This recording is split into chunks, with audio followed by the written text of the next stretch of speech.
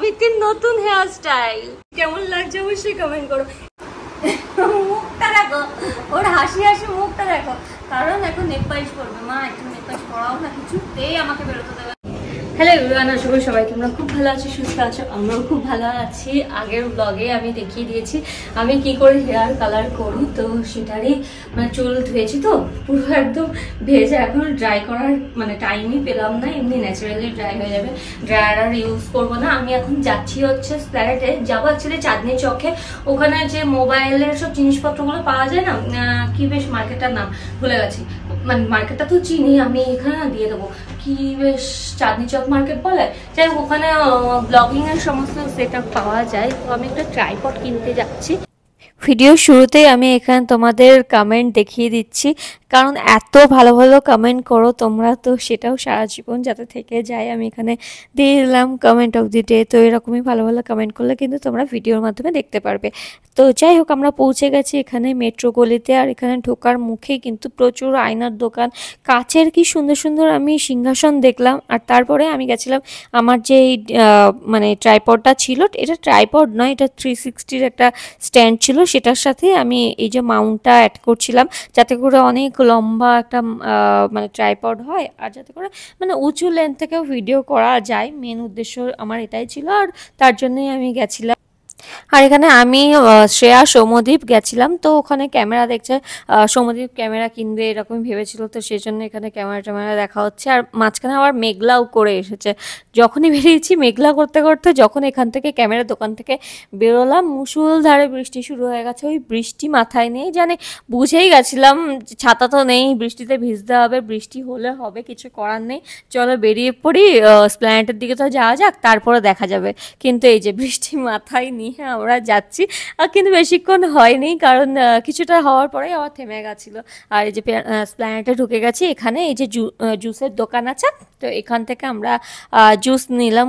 প্রচণ্ড গরম লাগছিল তখন, আর বেশি হাঁটা যাচ্ছিল, মনে হলো একটু ঠান্ডা কিছু খাই, তো এখানে জুস নিয়ে নিয়েছি। খাওয়া দাওয়ার পরে আবার বেরিয়ে গেছি, স্প্ল্যানেটের মধ্যে ঢুকলাম। এখানে ঢোকার মুখেই অনেক দোকান আছে না, যেখানে প্যান্ট মানে বাড়ি পরা নাইটি এরকম পাওয়া যায়। তো এখানে শ্রেয়ায় দুটো মানে দেখছিল nightie, short dress type nightie আর কি, তো এখান থেকে নিয়ে নিয়েছে। আমি এখান থেকে এই যে বাড়িতে পরার জন্য প্যান্ট নিয়ে নিয়েছি। কি একটা বেশ বললো না, এই মেটেরিয়ালটা কটন তো নয়, একটু গেঞ্জি গেঞ্জি মেটেরিয়াল, কিন্তু বললো চাইনিজ কটন।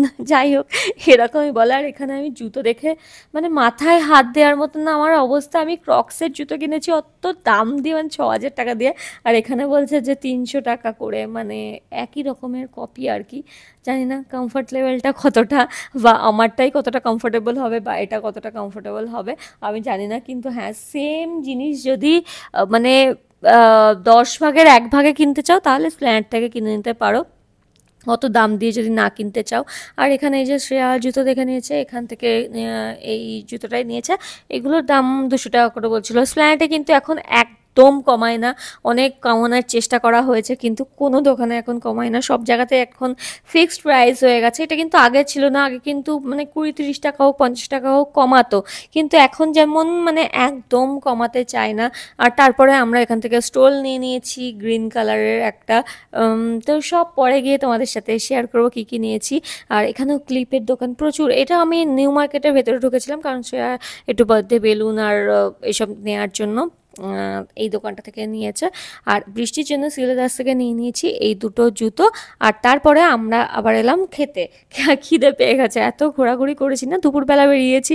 তো আমরা বার্গার কিংয়ে এসেছিলাম, ওখান থেকে আমাদের ফেভারিট বার্গার, কোল্ড ড্রিঙ্ক সব কিছু নিয়ে নিয়েছি। আর তারপরে এটাই আমাদের লাঞ্চ, এটাই আমাদের ইভিনিং স্ন্যাক্স, সব হয়ে গেছে একসাথে, কিন্তু ডিনারও হয়ে গেছে, মানে এত ফুল হয়ে গেছিলো। এটাও পছন্দ, কোনটা বেশি ভালো, এটা না এটা? কোনটা বেশি ভালো? হ্যাঁ, ইয়েলোটা। আচ্ছা, দুটোই আমার পছন্দের colour. Good morning everyone. So কালকের পরে আর তারপর তো আর ব্লগ করিনি। তারপর আমি চিকেন বানিয়েছিলাম, একদম পাতলা একটা ঝোল। তারপর শ্রেয়া সৌম্যদীপ এখান থেকেই ডিনার করে ওরা বাড়ি ফিরলো। আর এত গল্প টল্প করছিলাম যে তারপর ব্লগ করা কিছু হয়নি। আর ব্যাস আজকে এখন ঘুম থেকে উঠলাম, গলার অবস্থা খারাপ, কারণ একটু চা খেলে ঠিক হয়ে যাবে। এইখানে আছে হচ্ছে বৃত্তি, যে ব্রাশ করেছে কিন্তু এখনো মুখ ধোয়নি, তাই তো? মুখটা কখন ধোবে? ভীষণ দুষ্টু। আর আজকে আমাদের ব্রেকফাস্টে হয়েছে এই যে পাস্তা হয়েছে, সেটা 2 রকম পাস্তা মিলিয়ে হয়েছে। আর ধাক্কা দিচ্ছ কেন? যেটা 2 রকম পাস্তা মিলিয়ে হয়েছে, মানে রিং পাস্তাও আছে আবার এমনি এই পাস্তাটাও আছে, কি নাম বলে জানি না। তো আর কি, চলো ব্রেকফাস্টটা বরং সেরে নিই। দিকে ঘুরে দেখাও। ও বিতিন নতুন হেয়ার স্টাইল, বিতিন নতুন হেয়ার স্টাইল হলো না তো? খুলে গেল তো? হলো না তো? আমি পড়ি এই যে আমি হেয়ারে লাগিয়েছি, কেমন লাগছে অবশ্যই কমেন্ট করো।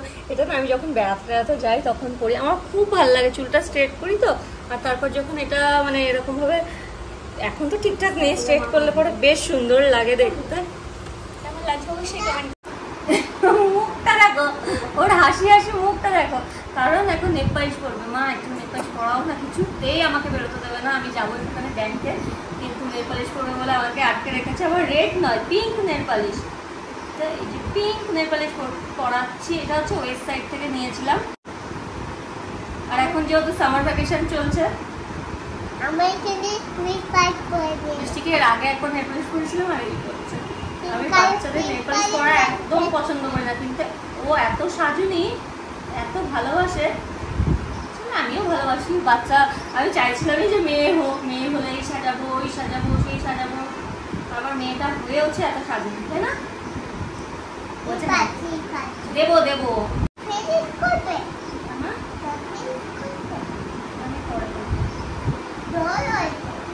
আমি ভাবছি নেল এক্সটেনশন করা, ঠিক আছে?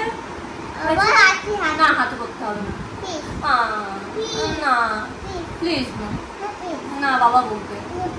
কেমন করে প্লিজ প্লিজ বলে? না করিয়ে রাখা যায় বলো তো? করি না আমি, ভালো লাগে বাবা। ব্লু কালার না, ঠিক পিঙ্ক ভালো।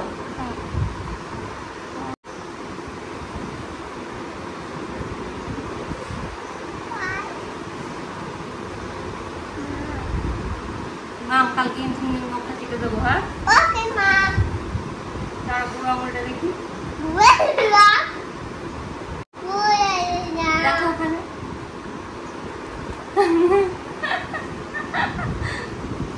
হ্যাপি খুব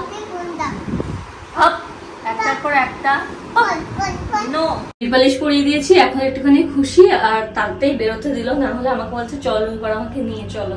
আমি বলছি ব্যাংকে যাব, আমার সাথে যাবে।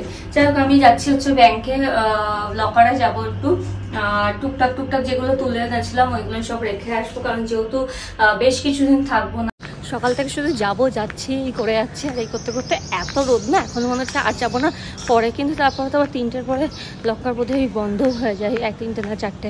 সেই জন্য এখন 3:45 মতন বাজে। বাড়ির কাছে যেহেতু এখন যাব, গিয়ে ফাট করে রেখে চলে আসবো, তারপরে এসে লাঞ্চ করবো। আজ ছিল হচ্ছে ফ্রাইডে, তো ব্যাংকের কাজটা কমপ্লিট হয়ে গেল। কালকে যদি ব্যাংক বন্ধ থাকে সেই জন্য আজকে রেখেছিলাম। যাই হোক আমি না প্রত্যেকবার ভাবি যে ওয়েডিং জুয়েলারি কালেকশন দেখাবো। আমার না ওয়েডিং জুয়েলারি কালেকশন করা আছে, মানে ব্যাঙ্গেলস কালেকশন, রিং কালেকশন, আরও অনেক মানে ডেলি ওয়্যার জুয়েলারি কালেকশন। তখন না ভিউজের জন্য সত্যিই করতাম, যে জানি এই ওয়েডিং জুয়েলারি দেখালে পরে ভিউজ আসে। তো এবারও আমি ভেবেছিলাম যে হ্যাঁ যেহেতু একটু ভিউজ কমে গেছে, আমি বললাম একটু করে দিই, তাদের ভিউজও হবে, সাবস্ক্রাইবারও বাড়বে। কিন্তু লাস্ট 3-4 মাস ধরে আমি গয়না সত্যিই রেখে দিয়েছিলাম বাড়িতে। কিন্তু ওয়েডিং জুয়েলারি ছাড়াও যে আমি এত বছর ধরে বানিয়েছি, নিজে বানিয়েছি, তো সেইগুলো সব একটা ভিডিও বানিয়ে শেয়ার করবো। এবং আমি জানি যে ওটাতে ভালো ভিউজ আসে, মানে ওটাতে সাবস্ক্রাইবারও বাড়ে, কিন্তু জানি না কেন মানে করতে পারলাম না, মানে মন চেয়েও হলো না করা। কারণ আমার একটা টাইমে যেটা মনে হয় যে আমার বয়সী হয়তো অনেকেই আছে, বা আমার মতন এরকম বাচ্চা মেয়ে আছে, বর আছে, মানে যাই হোক আমার এজের যারা আছে অনেকের কাছে হয়তো এগুলো নেই, বা অনেকেই দেখে হয়তো কষ্ট পেতে পারে যে হ্যাঁ ঠিক আছে, হয় না একটা ওই দেখে। জানি না আমি ব্যাপারটা বোঝাতে পারছি কি না, যে অনেক সময় খারাপ লাগে যে আচ্ছা আমারই বয়সী কিন্তু ওর কাছে এই ব্যাপারটা মানে ওই জিনিসটা আছে আমার কাছে নেই, এরকম করে মনে কষ্ট হয়। তো সেটা যাতে না হয়, মানে ভিউজের জন্য বা সাবস্ক্রাইবার গেনের জন্য আমি এটা করলাম, কিন্তু আমার জন্য কিছু মানুষ আবার কষ্ট পেলো, বা কিছু মানুষ যে মুখ ভাঙাতে আসছে বা এটা ওটা বলছে সেটা নিয়ে আমি বলছি না, কিন্তু মানে যারা সত্যি আমাকে ভালোবাসে, আমাকে ভালোবেসে ভিডিও দেখে, কিন্তু তারপর ওটা দেখে হয়তো মনে মনে কষ্ট পাবে, সেটা যাতে না হয় ওটা ভেবে ভেবে আমি আর ভিডিওটা বানাতে পারলাম না। আমি ভাবলাম থাক, ভিউজ বা সাবস্ক্রাইবের কথা নাই বা ভাবলাম যে বাড়ুক সাবস্ক্রাইবার বা ভিউজ বাড়ুক, সেটা না হয় নাই ভাবলাম, কিন্তু আমার জন্য যদি কারোর কষ্ট হয় সেটা যাতে না হয়, যাতে এই চ্যানেলটা যাতে পজিটিভ থাকে, সেই জন্যই আমি ভিডিও বানাইনি। আর আজকে তো সব গয়না রেখেই এলাম ব্যাংকে।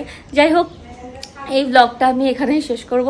আশা করছি তোমাদের ভালো লেগেছে। আর যদি ভালো লাগে like comment share and subscribe করতে ভুলো না। আর তোমাদের সাথে দেখা হচ্ছে আবার নেক্সট ব্লগে। Take care, bye by.